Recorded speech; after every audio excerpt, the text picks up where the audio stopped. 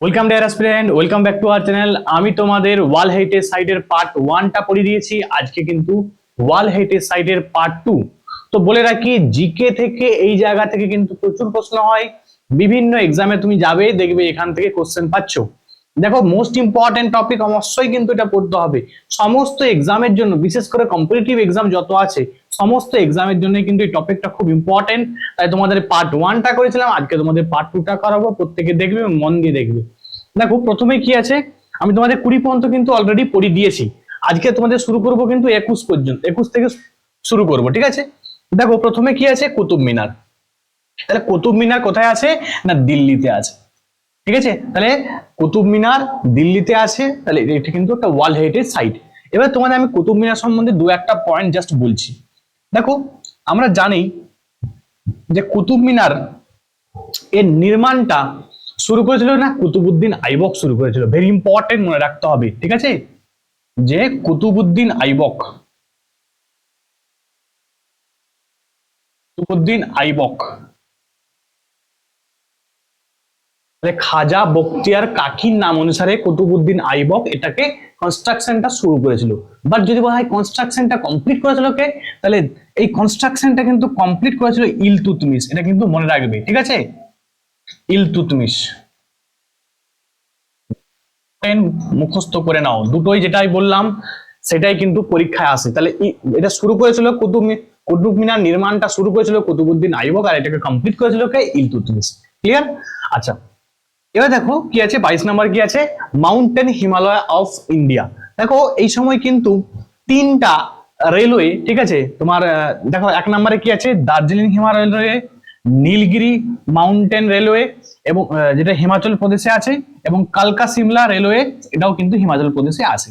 এবারে most important যেটা বারবার দেখতে পাবে সেটা হচ্ছে এটা, যে দার্জিলিং হিমালয় রেলওয়ে কত সালে ওয়ার্ল্ড হেরিটেজ সাইট পেয়েছিল।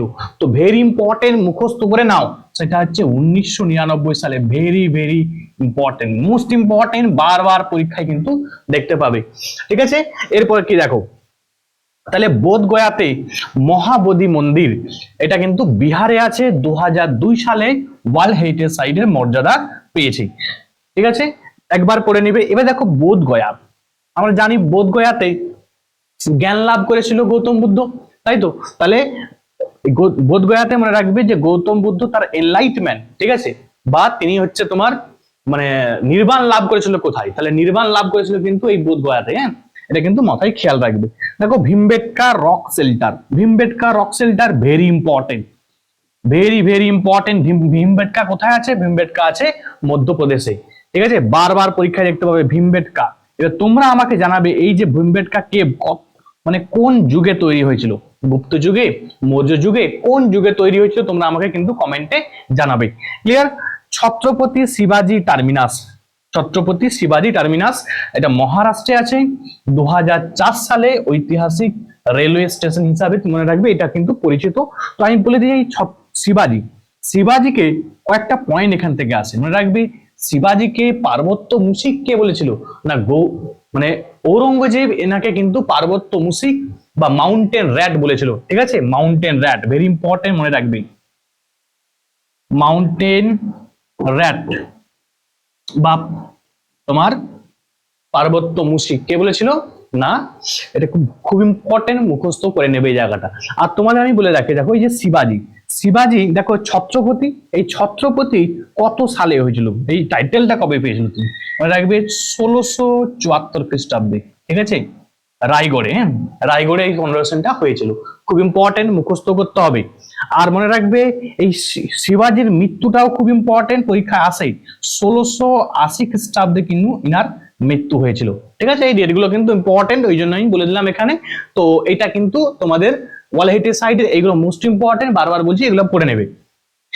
এরপরে দেখি কি আছে, চম্পারণের, আচ্ছা, পাভাগান্ধ, তোমার পাভাগান্ধ আর্কিওলজিক্যাল পার্ক, জাস্ট একবার রিডিং পড়বে, খুব ইম্পর্টেন্ট নয়, গুজরাটে আছে, 2004 সালে হয়েছিল, জাস্ট একবার রিডিং পড়ে নিবে এটা, ঠিক আছে?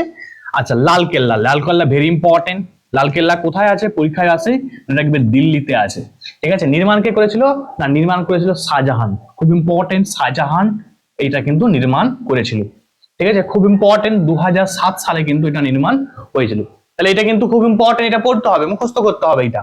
যন্তর মন্তর, দেখো যন্তর মন্তর দিল্লিতেও আছে আবার জয়পুরেও আছে, তাই তো, রাজস্থানের জয়পুরেও আছে।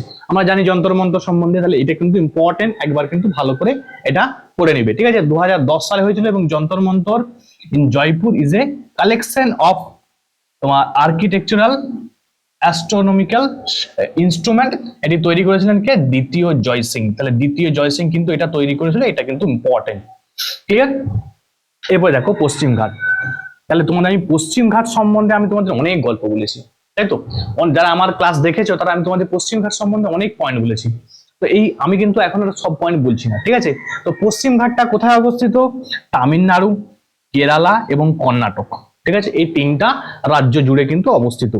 আচ্ছা, এটা মনে রাখবে, এটা হচ্ছে তোমার এই মানে বায়োডাইভার্সিটি হটস্পট, এটা একটা, হ্যাঁ, এটা একটা হটস্পট, ভেরি ইম্পর্টেন্ট। তাহলে আমাদের ভারতবর্ষে টোটাল নাম্বার অফ হটস্পট কটি আছে? ভারতবর্ষে টোটাল 4টি হটস্পট আছে। 4টি হটস্পটের মধ্যে একটা হটস্পট কি? এই পশ্চিমঘাট। ঠিক আছে, পশ্চিমঘাটের সর্বোচ্চ শৃঙ্গের নাম কি? সেটা আমি তোমাদের অনেকবার বলেছি, সেটা হচ্ছে আনাইমুদি। ঠিক আছে, যেটা আনাইমালাই পর্বতের সর্বোচ্চ শৃঙ্গ। এবারে তোমাদের একটা প্রশ্ন পড়ে যে হটস্পট শব্দটি কে প্রথম ব্যবহার করেছিল? মানে হটস্পট শব্দটি ব্যবহার করেছিল নরমান মায়ার্স। ঠিক আছে, এটা কিন্তু পরীক্ষায় আসে, ওই জন্য তোমাদের আমি বললাম, এটা বায়োলজির কোশ্চেন যদিও।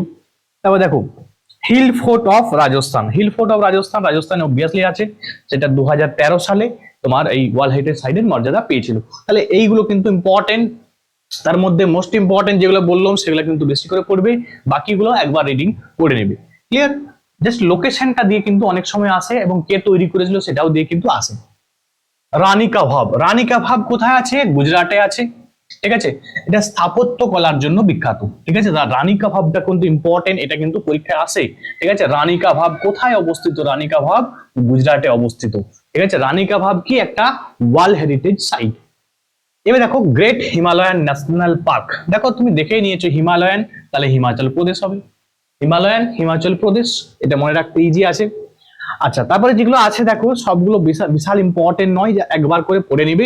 ঠিক আছে, archaeological site of Nalanda Mahavihara at Nalanda. ঠিক আছে, এটা একবার পড়ে নিবে, 2016 সালে হয়েছিল, বিহারে এটা অবস্থিত। ঠিক আছে, নালন্দা ইউনিভার্সিটি আমরা জানি কোথায় আছে? বিহারে আছে। নালন্দা শব্দটা থাকলে মনে হয় বিহার কিন্তু মনে হয় খেয়াল রাখবে। আচ্ছা, তাহলে এটাও একবার রিডিং পড়ে নিবে। দেখো কাঞ্চনজঙ্ঘা, ঠিক আছে, এবার কাঞ্চনজঙ্ঘা ন্যাশনাল পার্ক দেখো খুব ইম্পর্টেন্ট, এটা হচ্ছে মনে রাখবে সিকিমে। কোথায় অবস্থিত? সিকিমে, ভেরি ইম্পর্টেন্ট। এটা কেন ইম্পর্টেন্ট একটু তোমাদের আমি বলছি। দেখো এটা কিন্তু বিশ্বের 3য় সর্বোচ্চ শৃঙ্গ। যদি বলা হয় স্যার বিশ্বের মধ্যে সর্বোচ্চ শৃঙ্গের নাম কি, সেটা হচ্ছে মাউন্ট এভারেস্ট, আমরা সেটা কিন্তু জানি, যেটা কিন্তু নেপালে অবস্থিত, তাই তো। আর ভারতের সর্বোচ্চ শৃঙ্গ যদি বলা হয়, ভারতের সর্বোচ্চ শৃঙ্গ কেটু। কেটু হচ্ছে কি? কেটু হচ্ছে সেকেন্ড, আমি বলেছি। দেখো ফার্স্ট, ফার্স্ট কিন্তু বললাম কি মাউন্ট এভারেস্ট কোথায় আছে? নেপালে আছে। সেকেন্ড কে? সেকেন্ড হচ্ছে কেটু। 3 নম্বরে কে আছে? 3 নম্বরে বিশ্বের সর্বোচ্চ শৃঙ্গ হচ্ছে কাঞ্চনজঙ্ঘা, ভেরি ইম্পর্টেন্ট। কোথায় আছে? সিকিমে আছে। ঠিক আছে, খুব ইম্পর্টেন্ট, এই জন্য কিন্তু তোমাদের আমি বললাম। তো এটা কিন্তু পরীক্ষায় এসেছে যে পৃথিবীর 3য় সর্বোচ্চ শৃঙ্গের নাম কি, তখন মনে রাখবে যে কাঞ্চনজঙ্ঘা পৃথিবীর 3য় সর্বোচ্চ শৃঙ্গ। আচ্ছা, এটা একবার করে নিবে, রিডিং করে নিবে একবার। এটি ইম্পর্টেন্ট যেগুলো বললাম, এই Kanchenjunga very important, Ranika very important, এগুলো কিন্তু মোস্ট ইম্পর্টেন্ট, বাকিগুলো একবার রিডিং করে নেবে। এরপরে দেখি কি আছে। ঐতিহাসিক শহর আহমেদাবাদ, ঠিক আছে, গুজরাটে অবস্থিত। তাহলে আহমেদাবাদ শহর ভেরি ইম্পর্টেন্ট। ঠিক আছে, আহমেদাবাদ শহরটা মনে রাখবে সবরমতী নদীর তীরে অবস্থিত, ভেরি ইম্পর্টেন্ট, পরীক্ষা আসে যে সবরমতী, সবরমতী নদীর তীরে অবস্থিত আহমেদাবাদ শহর। আহমেদাবাদ শহরকে কি বলা হয়? আহমেদাবাদ শহরকে ভালো বলা হয় যে ভারতের ম্যানচেস্টার। ঠিক আছে, ভারতের ম্যানচেস্টার।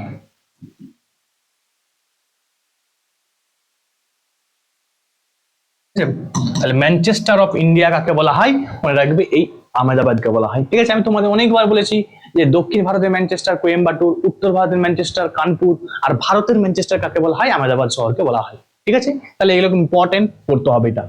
আচ্ছা দেখো, এটা একবার পড়বে, জাস্ট একবার রিডিং পড়বে। জয়পুর, জয়পুরটা দেখো আমরা জানি এই জয়পুরের, দেখো জয়পুর তো রাজস্থানে আছে, আমরা সবাই জানি। তাহলে জয়পুরের একটা হচ্ছে মনে রাখবে একটা, আর তোমার এটাকে কিন্তু বলা হয় পিঙ্ক সিটি বলা হয়, এটা কিন্তু পরীক্ষায় আসে। ঠিক আছে, যে which is pink city, pink city, pink city বলা হয় কাকে? জয়পুরকে বলা হয়। ঠিক আছে, ইম্পর্টেন্ট, পরীক্ষায় আসে, তো মনে রাখবে এটা। আচ্ছা, তোমার কি আছে, রুদ্রেশ্বর টেম্পল একবার রিডিং করবে। এই রামাপ্পা টেম্পল, এটা কিন্তু ইম্পর্টেন্ট, পরীক্ষায় কিন্তু এসেছিল এটা। হ্যাঁ, এটা প্রিভিয়াস ইয়ারের কোশ্চেন, এটা কিন্তু এটা নিয়ে একটা ফিল্মও তৈরি কিন্তু হয়েছে। হ্যাঁ, তো এটা হচ্ছে তেলেঙ্গানাতে অবস্থিত, আর বিউল্ড বাই গণপতি দেবা। ঠিক আছে, গণপতি দেবে কাকাটিয়া ডাইনাস্টির তোমার কিং ছিল, সেটা হচ্ছে গণপতি দেব, ইনি কিন্তু এটাকে তৈরি করেছিল, রামাপ্পা টেম্পল। ঠিক আছে, রামাপ্পা টেম্পল ভেরি ইম্পর্টেন্ট, বারবার বলছি এই জায়গাটা পড়ে যাবে। ঠিক আছে, মোস্ট ইম্পর্টেন্ট এরিয়া, এটা কিন্তু মনে রাখতে হবে, তেলেঙ্গানাতে আছে। হ্যাঁ, ধোলাভিরা, ধোলাভিরা হচ্ছে 40তম। এটা কোথায় অবস্থিত? গুজরাটে অবস্থিত।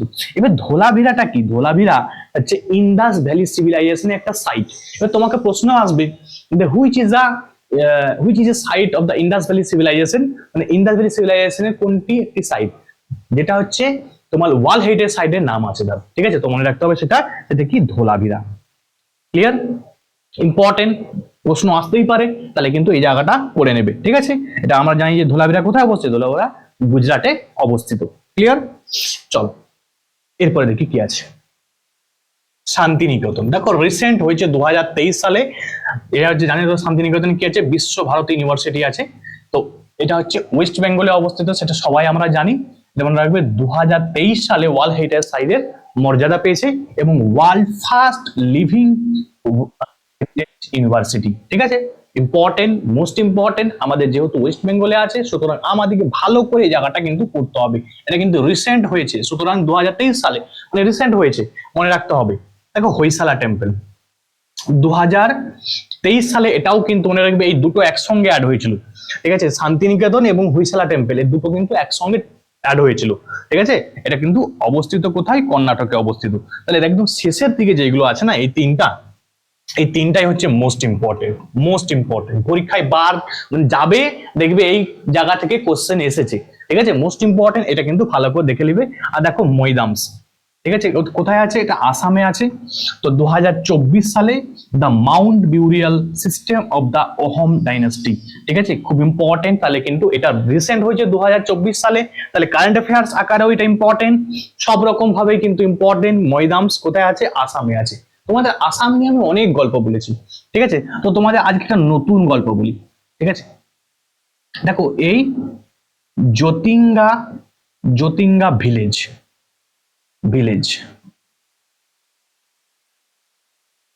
ভিলেজটা আছে না, জ্যোতিঙ্গা ভিলেজ, তো মনে রাখবে মানে ওই এরিয়াটাই, জ্যোতিঙ্গা ভিলেজটাতে, ওখানে না মানে পাখিরা যে ওখানে কিন্তু মৃত্যুবরণ করে।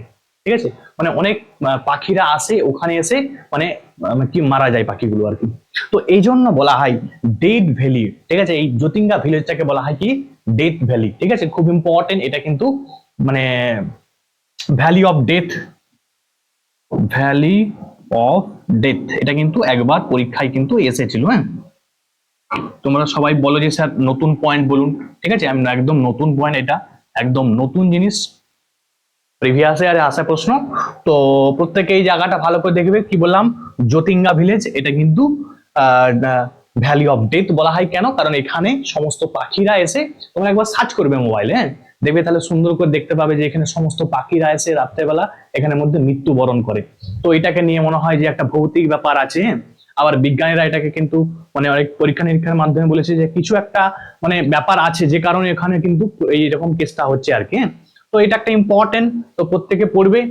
আর যেগুলো আমি ভালো করে পড়াচ্ছি প্রত্যেকে ভালো করে দেখো। স্ট্যাটিক পার্টে তোমাকে স্ট্রং হতে পারলে তুমি যে কোনো চাকরি তোমার কিন্তু হাতে রাখবে। তাহলে প্রত্যেকে পড়াশোনা করো। আজকে এখান পর্যন্ত। Thanks for watching.